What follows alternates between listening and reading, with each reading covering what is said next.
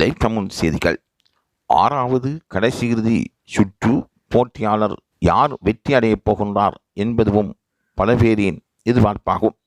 ஜீ தமிழ் தொலைக்காட்சியில் என்றும் இல்லாத அளவு பரபரப்பான ஓர் நிகழ்வாக இந்த சரிகமப நிகழ்ச்சி பார்க்கப்படுகின்றது. மக்கள் மத்தியில் அதிகமான கவனத்தை கவரக்கூடிய நிகழ்ச்சியாக இந்த லிட்டில் சாம்ஸ் நிகழ்ச்சி இருந்து வருவது பலரையும் ஆச்சரியப்பட வைத்திருக்கின்றது.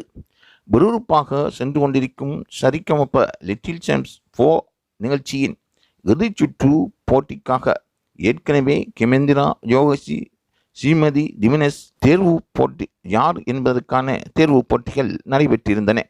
அப்படி பாடிய குழந்தைகளில் சிறப்பாக பாடிய அபினேஷ் போட்டியாளராக தேர்வு செய்யப்பட்டிருக்கின்றார். இறுதி போட்டியாளராக தேர்வு செய்யப்பட்டவர் சிறந்த ஒரு பாடகர் என்றால் அதற்கு மாற்று கருத்தில்லை. இதனைத் தொடர்ந்து 6வது போட்டியாளர் இந்த வாரம் தெரிவு செய்யப்பட்டிருக்கின்றார். அந்த போட்டியாளர் சிறப்பான பாடலை கொடுத்து அவர் முன்னிலையில் இருக்கின்றார்.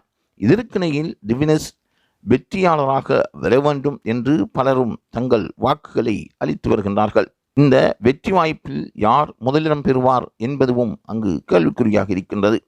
ஆகவே இது திவினேஷ் கிடைக்க மாட்டதா என்று பலரும் வியப்பான கேள்விகளையும் எதிர்காலத்தில் திவினேஷ் ஒரு சிறந்த இடத்தில் வேண்டும் என்ற ஆசீர்வாதத்தையும் வழங்கி வருகின்றார்கள்.